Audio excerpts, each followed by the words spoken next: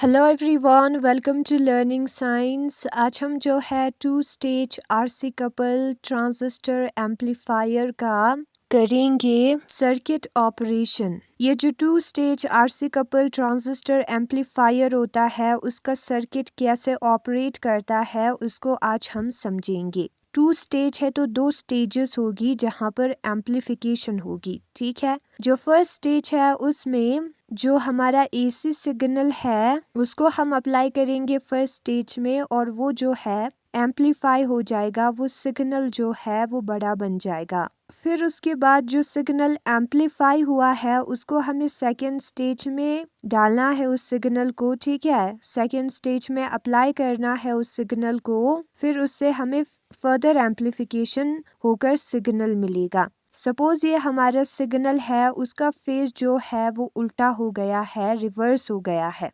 Okay, first stage amplification के output में और सेकेंड स्टेज एम्पलीफिकेशन के आउटपुट में ये फेज जो है फिर से उल्टा होगा, यानी कि दो बार उल्टा तो सीधा पोजीशन में आ जाएगा, सिग्नल जो है पहले वाले स्टेट में आ जाएगा। तो यहाँ पर जो है दो टाइम्स फेज रिवर्सल होगी। पहले स्टेज में जो आउटपुट में हमें सिग्नल मिलेगा उसके फेज में रिवर्सल होगी, फिर उसके बाद सेकेंड स्टेज में जो आउटपुट में हमें सिग्नल मिलेगा उसके फेज में रिवर्सल होगी। तो आउटपुट जो है वो इनपुट से इन फेज में होगा। क्यों? यहाँ पर आउट ऑफ फेज गया है, फिर उसके बाद फिर से आउट ऑफ फेज गया है, तो इन फेज में वो आ जाएगा। दोनों का फेज जो है सिग्नल का सेम होगा क्योंकि दो बार उल्टा हुआ है, रिवर्स हुआ है। और वही सेम चीज जो है वो बुक में दिया है, circuit operation on applying an AC signal to the base of first stage. First stage के बेस पर जब हम एसी सिग्नल को, जिसको हमें एम्पलीफाई करना है, अप्लाई करें,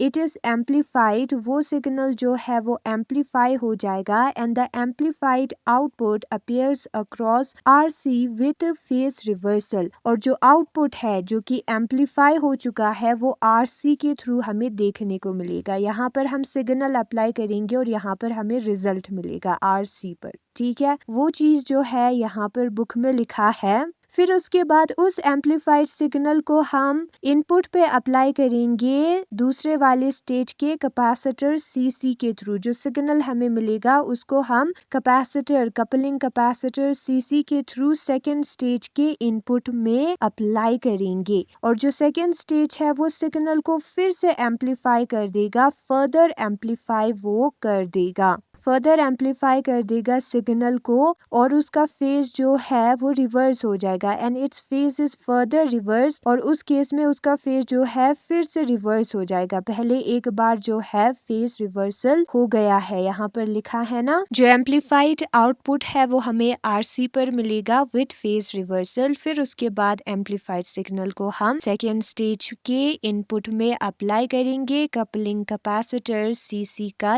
यूज करके। फिर उसके बाद जो सेकेंड स्टेज है further amplifies the signal. Second stage जो है सिग्नल को फिर एम्पलीफाई कर देगा and it's phase is further reversed और उसका फेज जो है उसके बाद रिवर्स हो जाएगा, ठीक है। एक बार फिर रिवर्स हो जाएगा जब हम आउटपुट में देखेंगे सेकेंड स्टेज के एम्पलीफिकेशन के बाद। वो चीज यहाँ पर लिखा है, the output of second stage, और जो सेकेंड स्टेज का आउटपुट है हमारा इस couple by CC to the load resistance R L. उसको कपल जो है कैपेसिटर सीसी करेगा और सीसी के थ्रू वो लॉट रेजिस्टेंस आर एल से एस आउटपुट बाहर की तरफ आएगा, ठीक है। दस जो एम्पलीफाइड आउटपुट है वो फेज में होगा इनपुट से। क्यों? क्योंकि जो हमारा आउटपुट है वो दो बार रिवर्स हुआ है। पहले स्टेज में रिवर्स हुआ है, उल्टा हुआ है, फिर उसके बाद दूसरे स्टेज में फिर से हमारा सिग्नल रिवर्स हुआ है, उल्टा हुआ है, तो वो इनपुट वाले पहले वाले स्टेट में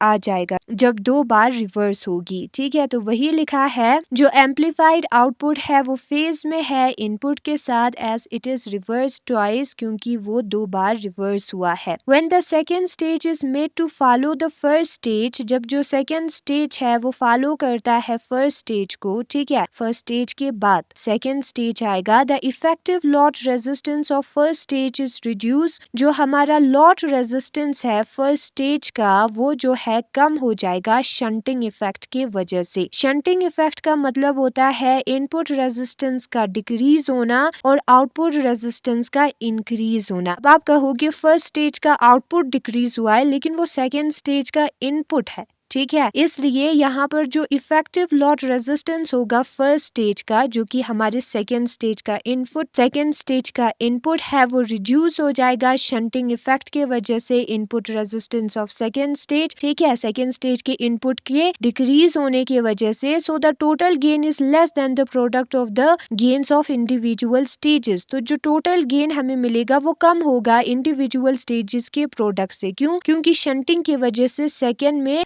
रेजिस्टेंस डिक्रीज हुआ है, ठीक है। और अगर हम फ्रीक्वेंसी रिस्पांस को समझना चाहते हैं इस एम्पलीफायर का, हमें जो है उसका वोल्टेज और करंट गेन को डिटरमाइन करना होगा मिडिल, लो और हाई फ्रीक्वेंसी पर।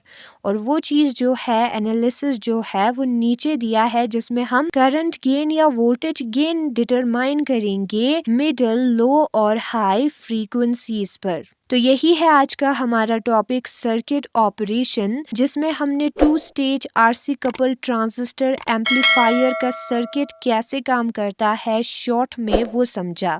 Thanks for watching.